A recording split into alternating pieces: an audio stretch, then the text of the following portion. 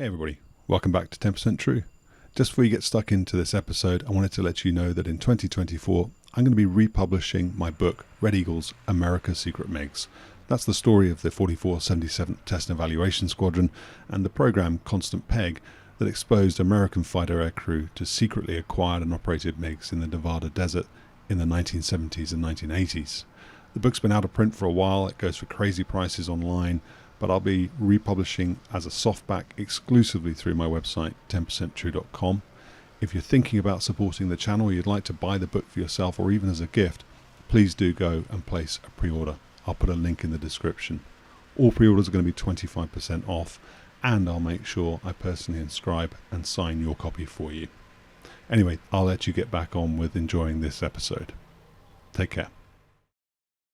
Let's go back then to the F-111 if we can then. So you already described how the aeroplane was getting long in the tooth. Presumably they weren't spending too much money on it. What were you doing then? What testing and weapons development were you doing on that?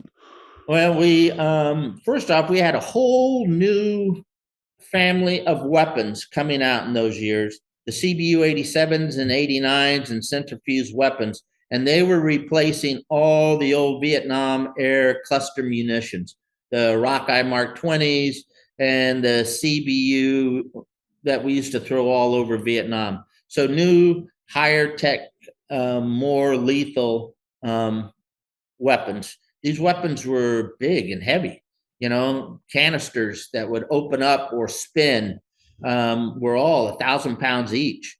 And we were trying to certify them on the VARC. The VARC has bomb replacement units that you put on the rack. So you can put 6 weapons on one of these units. There's 4 pivot pylons. You can put up to 24 of these things. Wow. On an F-111. You couldn't go very far. It was totally unsuitable, You wouldn't probably get out of burner, for because it was so heavy, but you could do it, And to prove you could do it, we did it, And that was kind of neat. We had to prove that you could release all those weapons when a lot of fighter pilots don't realize it, but when you open Section 5, which is the limits of an airplane, and you have all the different configurations, those endpoints have all been flight tested. If that configuration says you can go to the aircraft clean limits, that means somebody at Eglin took that airplane to that test point and survived, and they said it was done.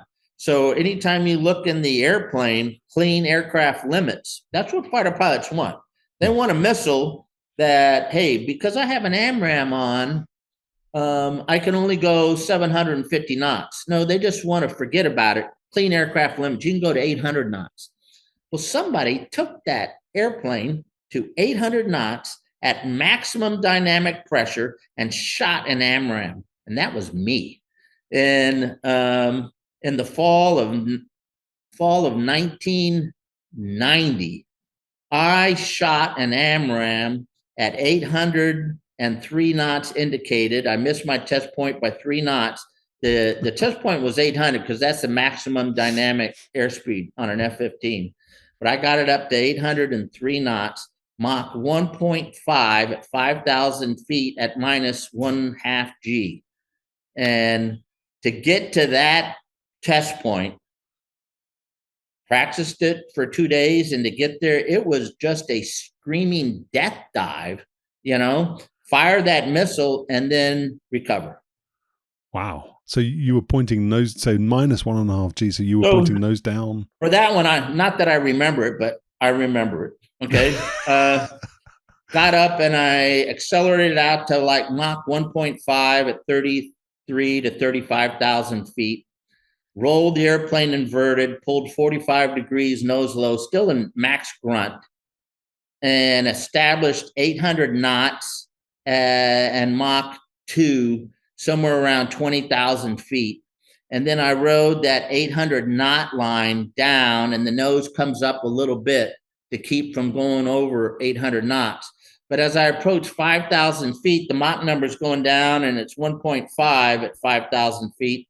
And as I'm approaching 5,000 feet, I rolled the airplane inverted so that when I pushed, it would push like this closer to the horizon. And I shot inverted at minus a half a G. And as soon as the missile goes off, missile away, roll out, recover. And that was it. Okay, That's success. Insane. Yeah. So you're Mach 1.5 or 800 knots inverted at 5,000 feet, nose down. Yeah, because as you're coming down, I'm slow rolled. So when I push, the nose comes up a little bit because I was really concerned about being that fast and pushing and getting the nose buried and now recovering from what was going to be 3,000 feet at 40 degrees nose low instead of 25 degrees. Yeah. So and are you also having to lock a target up at the same time, or are you just shooting this thing out there? No, that was just ridiculous. No, it was just a dummy load. But when I was there at Eglin, we had a few cash cows, that just demanded all the attention. One was AMRAAM. AMRAAM was like the Air Force's #1 priority. And we worked up to the big test where they were going to shoot 4 drones in a track while scan mode with 4 AMRAAMs, and they had a chaff flare, a chaff cloud, and jamming, and it was a big deal test. And we were working up to that test and working through track while scan and practicing that for a long time before we finally pulled it off. So that was a big cash cow, AMRAAM all the time. If you're going to fly an F-15 test, I would say 60% of the time it was an AMRAAM supported type test. We flew a lot of Golden Bird tests on the F-15. And Golden Birds is you fly with 2 airplanes, could have been an F-4 or an F-16 or another F-15, but a dummy seeker head is strapped to the other airplane, and the other airplane is being the missile. And you were either in a Golden Bird, you were developing the F-15's radar and the F-15's radar missile integration by firing 20 missiles with the F-4 being the missile. If you know what I mean. Yeah. It would fly the profile and go near the target, and we would get telemetry off of both. And we practiced that with, I think, both AMRAAM and variants of the Sparrow, that type of profile. And then one of the neatest tests that we did, Steve, hilarious. For a week, we shot rockets at the B-1. And it was it was the most fun thing. So the B-1 in its development, God bless them. We just lost one yesterday, and everyone got out, or this morning, everyone got out. So God bless them. And I got to fly the B-1. So I have nothing but good things to say about the B-1, kind of. Okay. But what a hodgepodge, big, huge. If the F-111 is dense and a high wing loaded airplane, the B-1 is really high loaded and dense, big, heavy airplane. And it flies exactly like a big, heavy F-111. And the control knobs that you put in the different modes to release bombs is exactly out of the F-111. When I flew the B-1, I knew exactly what each of these knobs did immediately. I could put it in any bomb mode I wanted. I knew what the airplane was going to do. Refueling, just like an F-111, except for the probe is in front. It was much easier. You could see the probe come in. But a big, huge F-111. But one of the problems they had is the defensive countermeasures on the B-1 was a big selling point. And when we first started accepting airplanes, it didn't work. And one of the reasons it didn't work is they had built the receiving antennas right next to the transmitters in the tail of the airplane. And who would think that the transmitter would overload a receiving antenna?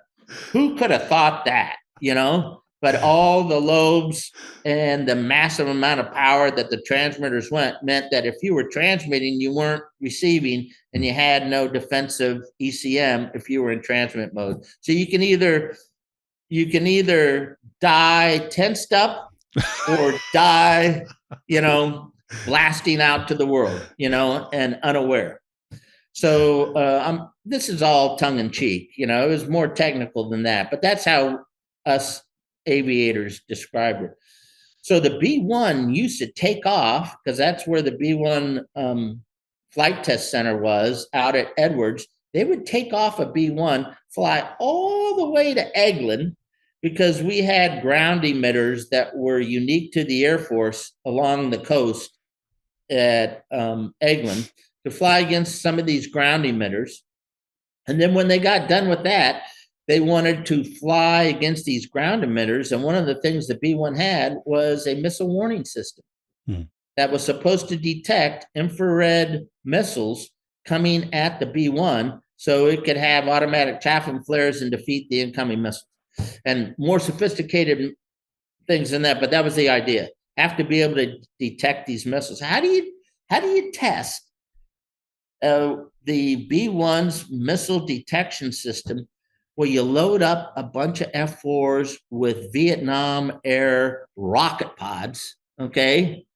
And you fly up a B-1 and you launch rockets, those 20 millimeter rockets that they flew in World War II and in Vietnam, and these great big trash can barrel pods underneath an F-4, and only the F-4 could fire these old Vietnam pods.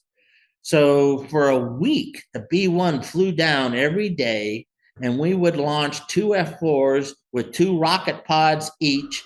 And I was a scheduler, so I could put myself on these missions. And I was in a T-38 filming this stuff, and flying chase. And we had a different firing ranges to test the sensitivity, but we also had a minimum range for safety, so you wouldn't hit the B-1. I'm kind of making this up, but I'm going to say the rockets had a maximum range of, let's say, 3,000 feet, and so maybe it was only 1,000 feet, 1,000 feet, and they'd go like this right away. So the minimum safety range into the B-1 was like 2,000 feet. And we were shooting at 3,000 to 2,000 feet out here. Wow. And seeing if they could see these rockets. So you could tell the first time we did it, and here's the B-1, and the F-4 shoots, and he shoots a rocket, and it goes, and it's just boring. Just, okay, what's the fun of this? Well, the next guy sees that, not going to say who it was, but it's Steve Rainey, now the chief pilot for the F-22 at Lockheed, okay? Steve Rainey puts just a little bit of G on the airplane when he shoots, and he puts the nose up, and he kind of arcs it. And now instead of going like this, it goes closer to the B-1. Woo-hoo, winner. And then it kind of got who could get the closest to the B-1, just put a little G, and it was arcing. It was so fun, to just see, oh my gosh, oh, we never got within 1,000 feet. We're not that crazy, but it was just a really fun test. Where else in the world do you shoot rockets at the B-1,